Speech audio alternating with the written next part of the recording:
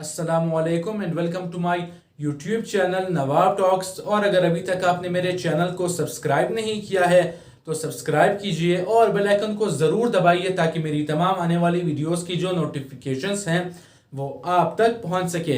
तो सब्जेक्ट है हमारा मैथमेटिक्स, चैप्टर है हमारा नंबर 1 जिसका नाम है कॉम्प्लेक्स नंबर।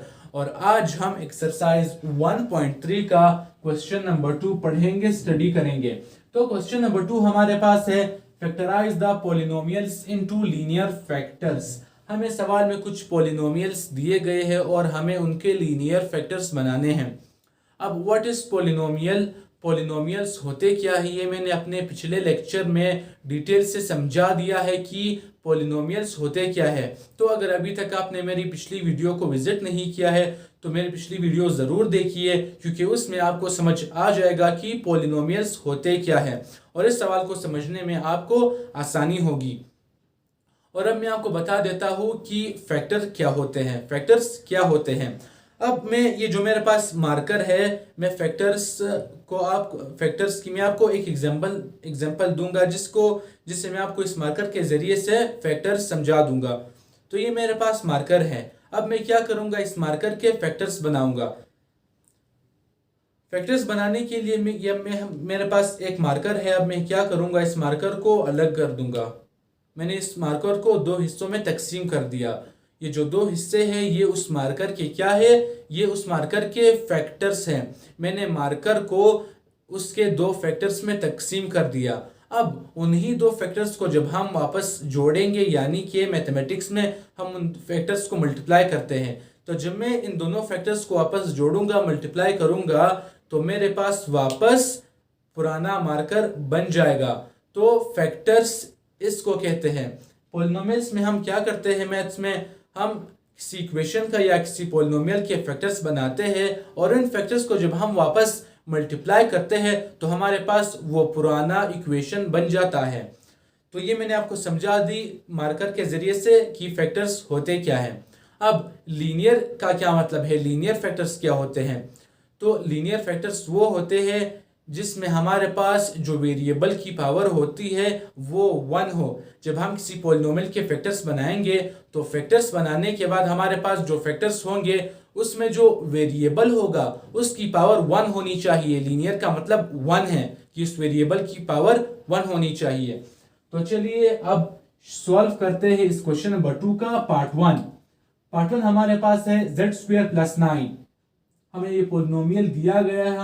हम इसको लीनियर इस पॉलिनोमियल के लीनियर फैक्टर्स बनाएंगे। Solution is equal to z² + 9 is equal to z²।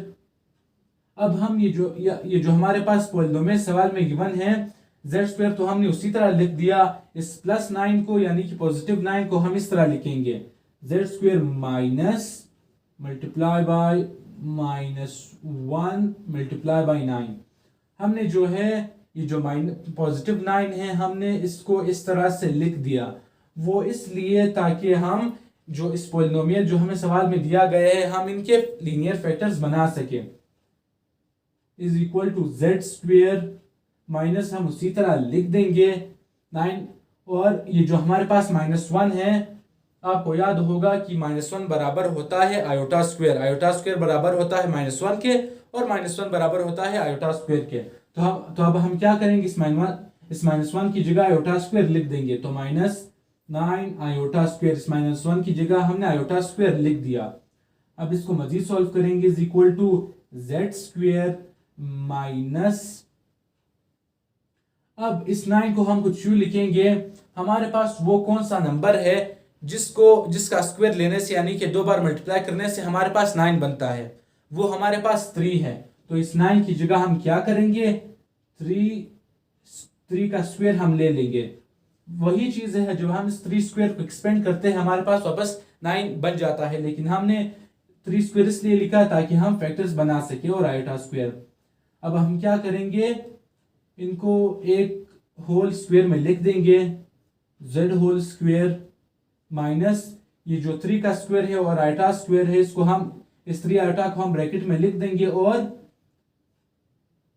Bracket के बाहर होल स्क्वायर यानी कि 3 आयोटा होल स्क्वायर इस तरह फॉर्म में हम इसको लिख देंगे इज इक्वल टू। अब आप देख सकते हैं हमारे पास ये एक फॉर्मूले की फॉर्म में मौजूद है और वो कौन सा फॉर्मूला है, वो फॉर्मूला है ए स्क्वेयर माइनस बी स्क्वेयर बराबर होता है ए माइनस बी के ए प्लस बी के। अब हमारे पास ये Z square minus 3 iota square हमारे पास ए स्क्वेयर माइनस बी स्क्वेयर की फॉर्म मौजूद है। ए की जगह हमारे पास जेड है और बी की जगह हमारे पास 3 आयोटा है। तो अब हम क्या कर देंगे, Z square minus 3 iota square पर ये वाला फॉर्मूला अप्लाई कर देंगे कि ए स्क्वेयर माइनस बी स्क्वेयर बराबर होता है ए minus B A plus B. तो अब हम क्या करेंगे, Z square minus 3 iota square को किस तरह लिखेंगे, ए माइनस बी की फॉर्म में लिखेंगे। पहले ए की जगह जेड आ जाएगा, माइनस बी की जगह 3 आयोटा आ जाएगा और फिर ए प्लस बी की फॉर्म में लिखेंगे। ए की जगह हमारे पास जेड आ जाएगा प्लस बी की जगह 3 आयोटा आ जाएगा। और ये हमने इस पॉलिनोमियल के जो हमें सवाल में दिया गया है हमने इसके लीनियर फैक्टर्स बना दिए। अब आप देख सकते हैं इसको लीनियर हम इसलिए कहते हैं, ये जो दोनों फैक्टर्स हैं इसमें जो वेरिएबल z है इसकी पावर क्या है, 1 है। कुछ नहीं लिखा हुआ z के साथ यानी कि इसकी पावर 1 है। तो ये दो फैक्टर्स बन गए और इनको हम लीनियर फैक्टर्स कहते हैं। अब इन्हीं फैक्टर्स को जब हम वापस मल्टीप्लाई करते हैं तो हमारे पास यही पॉलिनोमियल बन जाता है। इस तरह मैंने मार्कर के जरिए से आपको एग्जांपल समझा दी थी फैक्टर्स की। तो अब हम क्या करेंगे, इस दूसरे पार्ट को हम सिंप्लीफाई, इस दूसरे जो हमारे पास दूसरा पॉलिनोमियल है इसके हम लीनियर फैक्टर्स बनाएंगे। Solution is equal to Z square plus 121 को पहले इसी तरह लिख देंगे। अब हमने सेम प्रोसेस जो इधर किया था पार्ट 1 के साथ वही प्रोसेस हम इस पार्ट 2 में भी करेंगे। जेड स्क्वेयर को उसी तरह लिख देंगे, ये जो प्लस है इसकी जगह माइनस लगा देंगे और 121 को -1 के साथ मल्टीप्लाई कर देंगे। अब इससे कोई फर्क नहीं पड़ता, इसको जब हम वापस सिंप्लीफाई करते हैं हमारे पास यही चीज बन जाती है। लेकिन हम इसलिए इसको इस तरह इसलिए लिखा ताकि हम इसके लीनियर फैक्टर्स बना सके इस पॉलिनोमियल्स के। तो is equal to Z square को इसी तरह लिखेंगे -121 और जो -1 है वो बराबर होता है आयोटा स्क्वेयर के, तो आयोटा स्क्वेयर लिख देंगे 121 के साथ। Is equal to Z square को इसी तरह लिखेंगे माइनस, अब जो हमारे पास को वो कौन सा नंबर है जिसका हम स्क्वायर ले हमारे पास 121 आ जाए, वो हमारे पास 11 है। तो हम क्या करेंगे, इस 121 को इस तरह लिख देंगे, 11 स्क्वायर 121 की जगह लिख देंगे। ये हमने इसलिए लिखा ताकि हमें फैक्टर्स बनाने में आसानी हो। 11 स्क्वायर का मतलब भी 121 है, क्योंकि जब हम इसको एक्सपेंड करते हैं हमारे पास वापस 121 बन जाता है और आयोटा स्क्वायर। अब हम क्या करेंगे, इनको होल स्क्वायर के अंदर लिखेंगे, z होल स्क्वायर माइनस जो 11 स्क्वायर और आयोटा स्क्वायर है, इनको 11 और आयोटा को हम दोनों को एक साथ लिख देंगे ब्रैकेट के अंदर और पावर उनकी इस तरह से लिख देंगे। इसका मतलब ये है कि ये जो स्क्वायर की पावर है ये 11 पर भी है और आयोटा के साथ भी है। इज इक्वल टू, अब ये हमारे पास ये इक्वेशन भी हमारे पास किस फॉर्म मौजूद है, A square minus B square is equal to A plus A minus B A plus B. तो अब यही फॉर्मूला हम सेम इस पर भी अप्लाई कर देंगे। पहले ए माइनस बी लिख देंगे की जगह हमारे पास z है, माइनस बी की जगह 11 आयोटा है और फिर ए प्लस बी, ए की जगह हमारे पास z है प्लस बी की जगह 11 आयोटा है। तो ये आप देख सकते हैं हमने ये जो दूसरा पॉलिनोमियल हमारे पास था इसका भी हमने लीनियर फैक्टर्स बना दिए। अब ये फैक्टर्स जब हम वापस मल्टीप्लाई करते हैं हमारे पास सेम यही जो हमें पहले सवाल में जो इक्वेशन दी गई थी वही हमारे पास बन जाता है। तो ये हमने लीनियर फैक्टर्स दूसरे पार्ट के भी हमने बना दिए। अब चलिए तीसरे पार्ट के बनाते हैं linear factors. Solution is equal to Z square plus 3 को पहले हम लिख देंगे इसी तरह, अब जेड स्क्वेयर को इसी तरह लिख देंगे और इस प्लस की जगह हम माइनस लगाएंगे और 3 को -1 के साथ मल्टीप्लाई कर देंगे।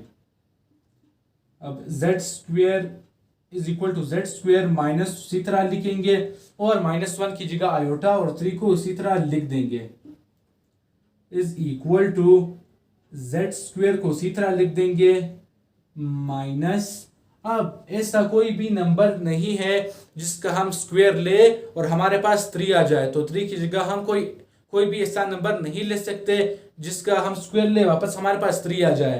तो हम इस 3 को हम किस तरह लिखेंगे, सॉरी ये जो -1 है ये बराबर होता है आयोटा स्क्वायर के। अब ऐसा कोई भी नंबर नहीं है जिसका हम स्क्वायर ले वापस 3 आ जाए, तो हम अब इस 3 को किस तरह लिखेंगे, हम इस 3 को इस तरह से लिखेंगे, जेड स्क्वायर -1 उसी तरह लिख दिया और 3 को इस तरह लिखेंगे, 3 को रेडिकल के अंदर इस तरह लिख देंगे और रेडिकल 3 आयोटा होल स्क्वायर। हम इस 3 आयोटा जो हमारे पास 3 आयोटा स्क्वायर था उसको हमने इस तरह लिख दिया, रेडिकल 3 आयोटा होल स्क्वायर। इसको जब हम सिंप्लीफाई करते हैं इस रेडिकल 3 आयोटा होल स्क्वायर को, वापस हमारे पास 3 आयोटा स्क्वायर बन जाता है। इस तरह इसको लिखने का यह फायदा होगा कि हम इसके लीनियर फैक्टर्स बना पाएंगे। इज इक्वल टू, पहले इसको हम फॉर्मूले की फॉर्म में लिख देते हैं, z whole square minus radical 3 iota whole square. अब आप देख सकते हैं ये भी हमारे पास a square minus B square की फॉर्म मौजूद है, ए स्क्वायर की जगह हमारे पास जेड मौजूद है माइनस और बी स्क्वायर की जगह हमारे पास रेडिकल 3 आयोटा मौजूद है। तो अब हम क्या करेंगे, इस पर ए स्क्वायर माइनस बी स्क्वायर वाला फॉर्मूला अप्लाई करेंगे, ए माइनस बी की जगह हमारे पास जेड माइनस रेडिकल 3 आयोटा आ जाएगा और ए प्लस बी की जगह जेड प्लस रेडिकल 3 आयोटा हमारे पास आ जाएगा। तो ये हमने इस पार्ट को भी, जो हमारे पास तीसरा पॉलिनोमियल है, इसको भी हमने लीनियर फैक्टर्स में तकसीम कर दिया, इसके भी हमने लीनियर फैक्टर्स बना दिए। इसको जब हम आपस में मल्टीप्लाई करते हैं तो हमारे पास वही पुराना पॉलिनोमियल बन जाएगा। अब चलिए जो हमारे पास ये जो चौथा पॉलिनोमियल है इसके भी हम लीनियर फैक्टर्स बना देते हैं। Is equal to Z square plus 196 को हम पहले इसी तरह लिखेंगे, is equal to Z square plus की जगह माइनस लगा देंगे और 196 को -1 के साथ मल्टीप्लाई कर देंगे। अब is equal to Z square minus 196 और -1 की जगह क्या करेंगे, -1 की जगह हम आयोटा स्क्वायर लगा देंगे जो कि -1 की वैल्यू है।